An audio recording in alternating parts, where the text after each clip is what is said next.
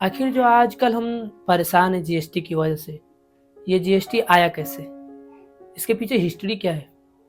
पहली बात तो ये है, ये जो जीएसटी है, ये अपने देश का नहीं, किसी अपने देश ने में बनाया नहीं किसी ने। ये कॉपी किया हुआ है दूसरे देशों से, क्योंकि अपने गवर्नमेंट में इतनी काबिलियत है नहीं कि वो खुद का कुछ बना ले, तो ये कॉपी किया हुआ है।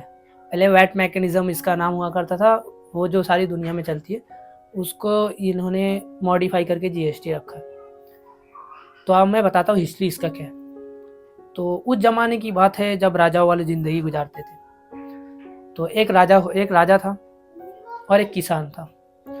तो किसान ने अपने अपने खेती-बाड़ी में ज़्यादा गल्ले उगा लिया उसने, गेहूँ की खेती ज़्यादा हो गई उसकी।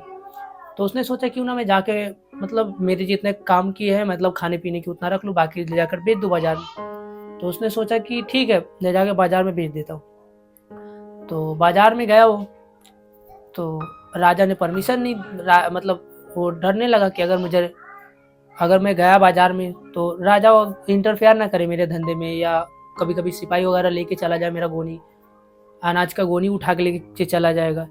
तो किसान ने सोचा क्यों ना मैं एक दो गोनी राजा को ही दे दूँ। अगर मैं एक दो गोनी राजा को दे देता हूँ तो राजा भी खुश और मुझे धंधा करने में कोई प्रॉब्लम ही नहीं होगा।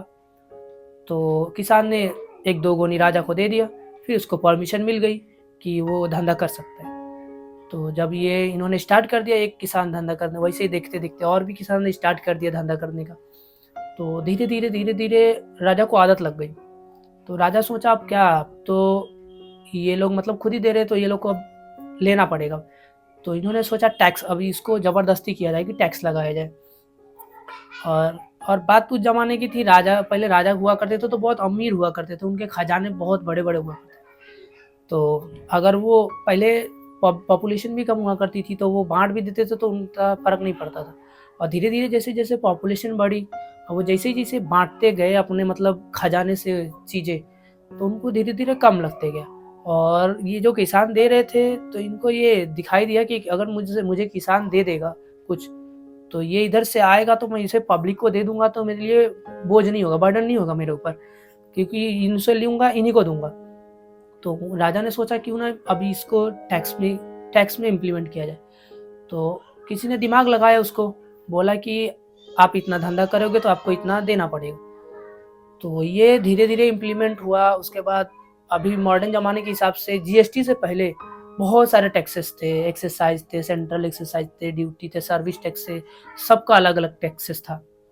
एक तो अलग-अलग स्टेट का भी टैक्सेस था, अपने इंडिया की बात कर रहा हूँ, अपने अलग-अलग टैक्सेस था। हर स्टेट का अपना अलग-अलग टैक्सेस था, परसेंटेज भी अलग था। तो फिर सारे लोग परेशान, सारे बिज़नेसमैन परेशान। तो फिर सोचा क्यों ना मतलब एक टैक्स मतलब कोई एक ही टैक्स बनाया जाए, सबको निचोड़ के एक टैक्स बनाया जाए। 2000 से इसका बिल पास होते-होते 2017 में पास हुआ था। तो ओवरऑल जीएसटी का हिस्ट्री यही है।